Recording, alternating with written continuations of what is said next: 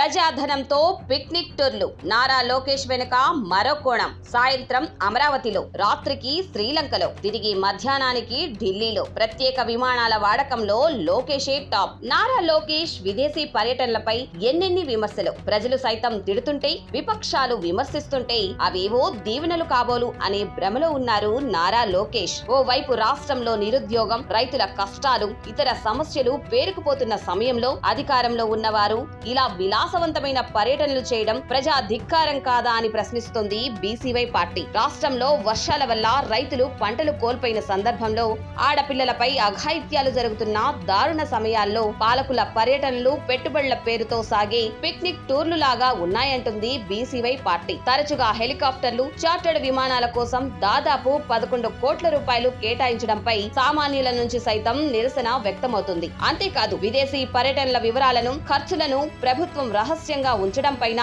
విమర్శలు వస్తున్నాయి. ఇంతకీ అవి సొంత నిధులా, ప్రజాధనమా? నారా లోకేష్ తన 77 విమాన ప్రయాణాలకు సొంత డబ్బులే వెచ్చించారని ఆర్టీఐ సమాధానాలు చెబుతున్నప్పటికీ ఆ విలాసవంతమైన జీవనశైలి వెనుక ఉన్న ఆర్థిక మూలాలపై అనుమానాలు వ్యక్తం చేస్తుంది బీసీవై పార్టీ. క్షేత్రస్థాయిలో ప్రజలు ఇబ్బందులు పడుతున్నప్పుడు విమానాల్లో విదేశాలు తిరుగుతూ సోషల్ మీడియాలో ఫోటోలు పెట్టడం ఖచ్చితంగా బాధ్యతారాహిత్యమే. రాష్ట్రం అప్పుల ఊబిలో ఉండి సామాన్యుడు పన్నుల భారంతో సతమతమవుతుంటే పాలకులు ఇలాంటి కోట్ల రూపాయల ఖర్చుతో కూడిన పర్యటనలు చేయడం నైతికతపై ప్రశ్నలు లేవనెత్తుతోంది. ప్రజా సమస్యలను గాలికొదిలేసి క్రికెట్ మ్యాచ్ల కోసం 3 కోట్ల రూపాయలకు పైగా వెచ్చించి ప్రత్యేక చార్టర్డ్ విమానాలలో తిరగడంపై తీవ్ర ఆగ్రహం వ్యక్తం చేస్తుంది బీసీవై పార్టీ. ఇక ఐటీ పెట్టుబడుల కోసం అమెరికా, దావోస్ వెళ్తున్నామని చెబుతున్నప్పటికీ ఆ పర్యటనల వల్ల రాష్ట్రానికి వచ్చిన వాస్తవ ప్రయోజనం శూన్యమే కదా అనే బీసీవై పార్టీ సంధిస్తున్న ప్రశ్నకు